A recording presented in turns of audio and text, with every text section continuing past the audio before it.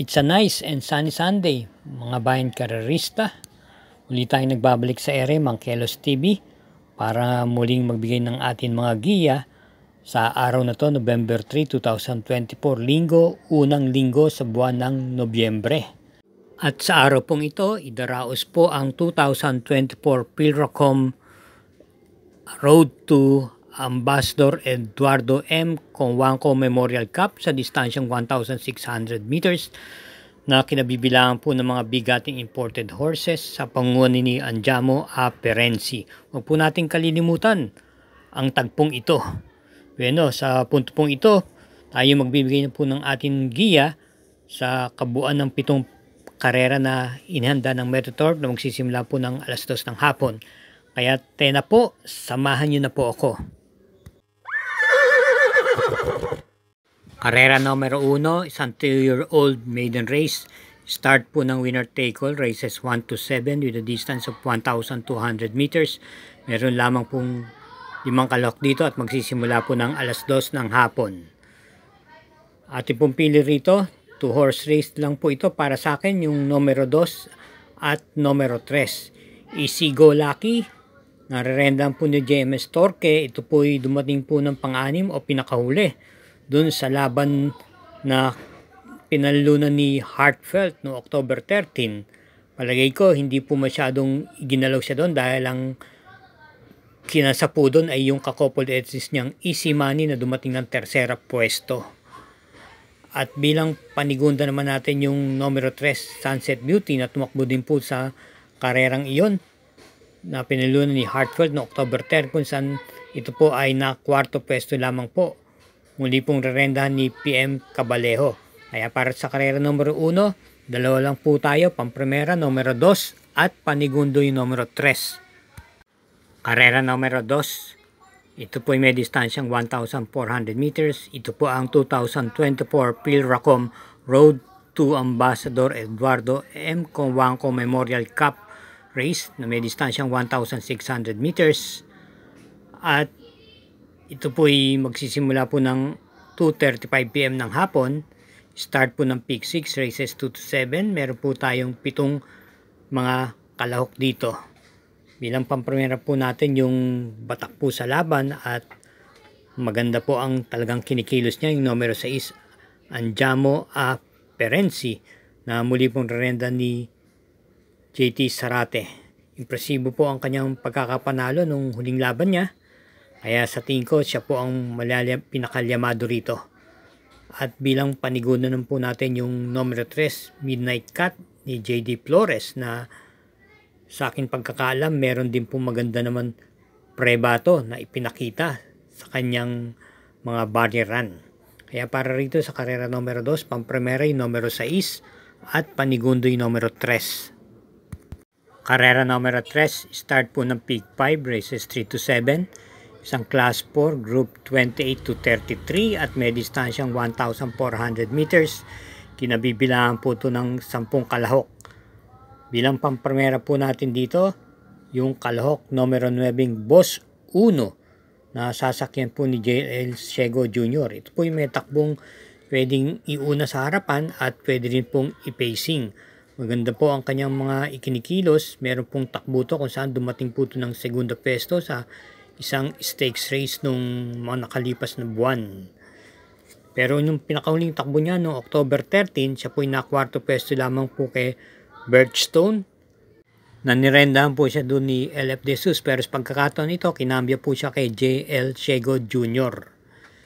At sa laban pong ito, sa tingin ko, hindi po masyado siyang ginalaw dahil nanatili po siyang pang-4 na pwesto hanggang sumapit ang meta. Sa bagay, sino ba naman ang kalaban? Birchstone yan . Bilang panigunda po natin dito ay yung kalahok numero 7 Authenticacion na nasigunda naman po ito noong October 20 kay Queen of the Nile. Ito po ay rendahan po ngayon ni AR Villegas. May takbo rin po itong pwedeng iuna at i-pacing. Kaya para rito sa karera numero 3, pampremera, numero 9, panigundo, numero 7. Karera numero 4, start po ng Peak 4, races 4 to 7. Ito po ay isang Class 5, Group 5 for placers at may distansyang 1,400 meters. Binubuo po ng 11 kalahok, 2 coupled entries, yung numero 4 at numero 8. Bilang pamprimera po natin yung kalahok numero 6, Color Blast. Ito po ay may taglay na ripate at pagsungaw po ng rekta, pagsamit sa meta ay napakalakas po ng dating nito. Ito po ay papatnubayan po ni J.R. De Ocampo. At sa tingin ko, angkop naman po sa kanya ang distansya at pakiwari ko medyo lamang po siya rito. Atin pong panigunan po natin dito yung coupled entries numero 8 Rahabago na nung nakaraang linggo lang po, ito po ay dumating lamang po ng segunda kay Cristiano. At rendan po siya ni J.D. Flores. Isa rin pong Darimate at yung kakwado niyang 8A na Barayong na sa likuran din po manggagaling. Ito po ay rendan po ni R.C. Baldonido. Kaya para rin sa karera numero 4, pampromera yung numero 6 at panigundo yung coupled entries numero 8. Sa ating pong pagpapatuloy ng pagbibigay ng giya, huwag po tayong makakalimot na mag-subscribe, paki-share na rin po at i-hit po ang like button. Salamat po muli. Karera numero 5. Ito po isang Class 4, Group 22 to 27. May distansyang 1,400 meters. At binubuo po ito ng 12 kalahok. 2 coupled entries, yung numero 3 at numero 5. Bilang pampremera, dito po ito lalagay tayo sa dihadong numero 1 Iyasaki na papatnubayan po ni JB Guerra. Ito po ay may taglay na tuling at naipipacing din po itong kabayong to. At sa aking palagay, pwede rin naman po siyang makipagsabayan dito. Bagamat may mga tutuling, may itatagal din naman po ito. At meron pong remate. At naman pong panigundo rito yung kalahok numero 8 main event na may taglay na tuling. Dumating lamang po ito ng 4th pwesto ng pinakahuling laban niya noong October 18 kay The Kiss. At halos mga last 100 meters na lang po siya mga nalagpasan at 4th pwesto nga po dumating. Muling rendan po ni O.P. Cortez. At bilang panersera po natin yung coupled entries number 3, Noble Touch, Save My Savings, Noble Touch. Papatnubayan ni PR Dilemma. Kagalang po sa panalo nakaraan, may angkin doon naman bilis. At yung coupled entries niyang Save My Savings, nalihitin mo naman din na banderista ni J.A. Guse. Kaya para dito sa karera numero 5, pampremera numero 1, panigundo numero 8 at panersera yung numero 3. Karera numero 6, penultimate race. Isang Class 4, Group 16 to 21 split. May distansyang 1,400 meters. May 10 entries. At isang coupled yung numero G's. Ating pong piling pampremera po rito yung coupled entries sa numero G's. Tugatog, Gold Digger. Tugatog, ito po yung nagpakita na po ng gilas nung nakaraan kung saan nanalo na rin po ito muli nung last October 19 kung saan nanalo po ito ng banderang tapos at hugando po. Kabilang sa mga tinalo niya si Polite Bell at Blaine the Ghost. Nirendahan po siya doon ni J.A. Guse at sa pagkakataon ito same rider pa rin po. At yung ka-coupled entries niyang Gold Digger, ito naman po ay lehitimong Darimate.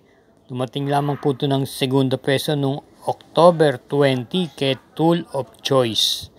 Narendahan po siya doon ni J.A. Guse pero sa pagkakataon po ito, PR Dilemma na po ang magdadala. At bilang panigundo po natin dito yung kalahok numero 6, Family Affair, na muling ibinalik po ang renda kay O.P. Cortez from A.G. Guerra, isang Darimate na tersera pwesto ng pinakahuling takbo niya noong October 18 kay Autumn Shower. At isama natin pong bilang panersera yung kalahok numero 9 Bohemian na napakaganda po ang itinatakbo nung pinakahuling dalawang takbo niya. Una po, ito po yung nanalo po ito ng dihado nung nakaraan October 12 kung saan tinalo niya po si Bontay Shore at Go Aidan Go.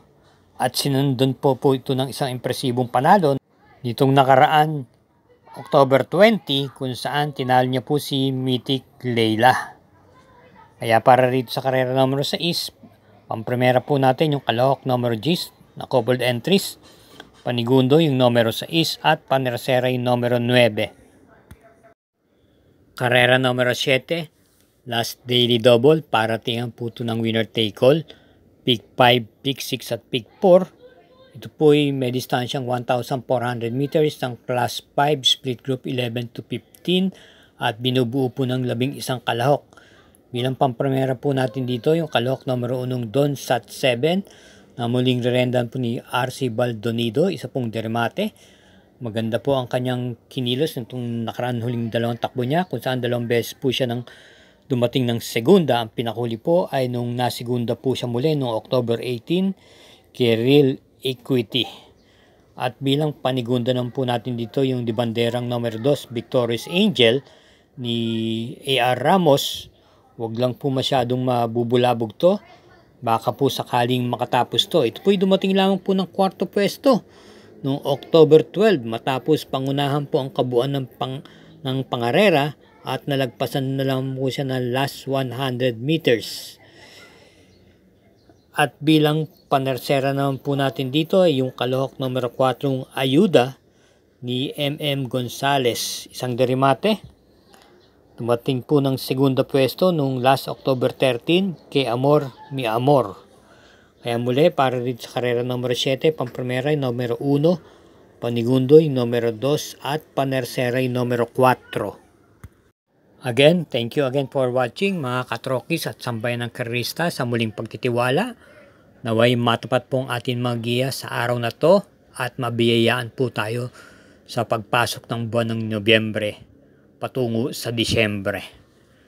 Ingat-ingat po at hinay-hinay lang po sa ating paglilibang. Good luck po.